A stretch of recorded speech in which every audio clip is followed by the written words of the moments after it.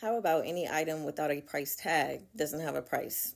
It's free. I don't know what's going on at Michael's. I think they're trying to implement dynamic pricing, but blame it on the tariffs. But they might feel like they have no competition since JoAnne Fabric went out of business and no one really likes Hobby Lobby. They just feel like they can do whatever, I guess, because I'm seeing that they took the prices off of everything. So you don't know the cost of something until you take it to the register. And then they also removed the price check kiosks on Black Friday. I really think they're trying to implement dynamic pricing. It basically allows the company to charge someone for a product or service based on what they think or what they know is actually in your bank account. Dynamic pricing allows companies to look at data and decide what they think people would be willing to pay. So the idea is that if you make more, you can spend more. So these businesses are definitely making more. So why wouldn't they spend more, especially in regard to the tariffs? Why wouldn't they cover the difference, right? They've been mining and buying our data. So every time you visit a website or make a purchase, they know, especially on any electronics. And this is also why the idea of a cashless society is being pushed, in my opinion, of course, so they could track every single penny. So they see you. If you spend so much money on cat food every month, they're going to raise it because they know you're going to have to spend money on cat food, right? You're not going to just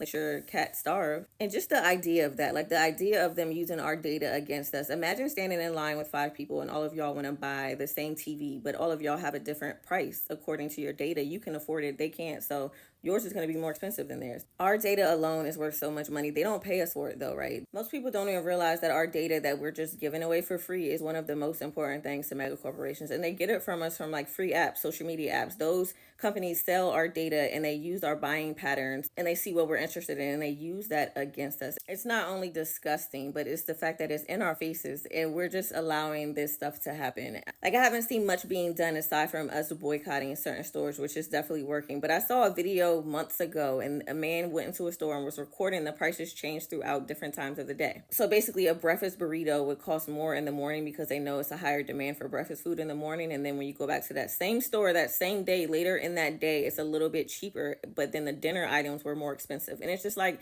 if you have to use these manipulative tactics just to sell products, maybe you're in the wrong field. Or maybe they're in the right field because obviously people are just going to consume. I just need my girl JoAnne to come back because I feel like a lot of people forget how bad and connected, I guess you could say, Hobby Lobby is, but I won't be shopping there. So I don't really know where to go. My town has a few like crafty businesses, but they don't really sell art supplies. And when I do find them, they're pretty expensive. So I don't really know what I'm going to do. I do plan to stop by my local Michael's just to see what kind of time they're on. And I might just, I don't know, cause a little ruckus. Like I have no idea what's going on. Ask a million and one questions. Exercise these acting skills for the day. And then I'm going to call and complain because absolutely not Michael's. Put the prices back on the products.